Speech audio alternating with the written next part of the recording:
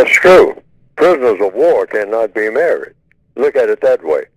I like to use the prison analogy because a lot of black people have been in what we call prisons. The code calls it greater confinement, but we're all confined. We're all born in prison, and the name of the prison system is the system of white supremacy. So prisoners of war are not married. We can say we are, but it has to be recognized by the prison masters. And we just get together with someone and say that we are married, and the white supremacist says, yeah, but I officiate over all of you. See, if you're a prisoner of war, you can't make decisions or make promises to your so-called mate. See, when say a married couple, for instance, has to have what? There's an old saying, to raise a child, it takes a village. Well, it takes a system to support a marriage. So if you're in a prison system, you're really not married. You can call a person your wife, but a lady can say, I have a husband. These are just words. But you can't promise that person anything as a prisoner of war. Why? Because you can't promise yourself anything. See, marriage is based on promises made and promises kept. But you can't guarantee anything if you're a person of color on this planet to anybody, because you can't guarantee yourself that you'll even be breathing. If the white supremacists tell you when you're saying, I can't breathe, and the white supremacist says, yeah, I know you can't breathe because I got my arm locked around your neck. And if you die while I'm doing it, you're just a dead Negro, that's all. You're just a dead non-white person, because I don't have to answer to anybody that looks like you, ever. I have to answer to other white people. That's what white supremacy means. So, to get back to the point, you're not married unless the white supremacists say that you are. And like the illustration you gave, black people on the slave ship say, I marry you, you and me are going to be, husband and wife. But you can't be a husband because you can't function as one.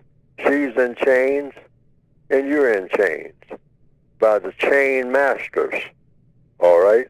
So when you get where you're going, you say, well, wait a minute, you're going to take her down, you're telling her to go here? That's my wife. We got married on the boat and all like that. And that captain of the boat says, hey, this is a slave woman. She's my slave. In fact, I had her last night, all right, when I called her up from the bottom of the ship before we landed, okay? So you don't have anything, Negro, African, whatever you want to call yourself, tribal leader. You're nothing to me. Neither is she.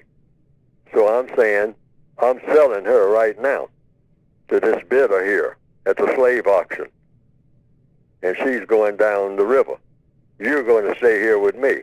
End of story. So much for your so-called marriage.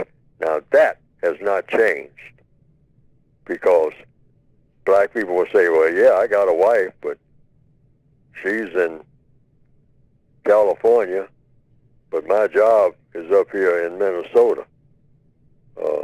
I got to do this, I got to do that.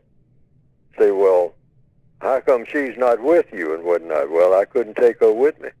Okay. Well, why couldn't I? I mean, our money wasn't good enough, wasn't long enough. And I have to move around a lot. I mean, in order to make a living. She doesn't have a job, so I have to move a lot. And my job calls, we can't have, it's the type of job where you can't have your woman with you all the time. Oh, according to whom? According to the people that run my job. And that is black people's plight all over the world. Right now, as we speak, there are black males by the millions who are working on jobs in places where a long way their village where they were born. And they're sending money back to what they call their family. They don't really have a family. Why? They're not together. They're not looking at each other. That's all in their imagination. They can't be with the person.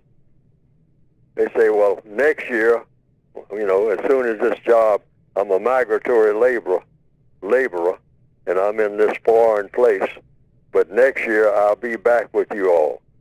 I mean, send me some pictures, and show me who's doing what and how the children have grown and all like that. That hasn't changed. By the millions, dark people moving all over the world. At the bidding of whom?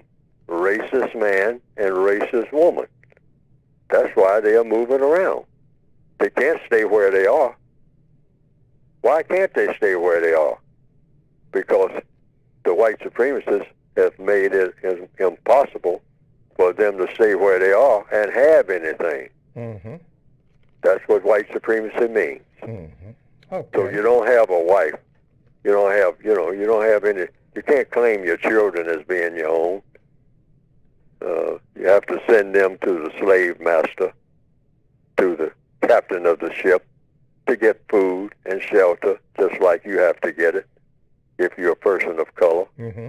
That's the reality of white supremacy.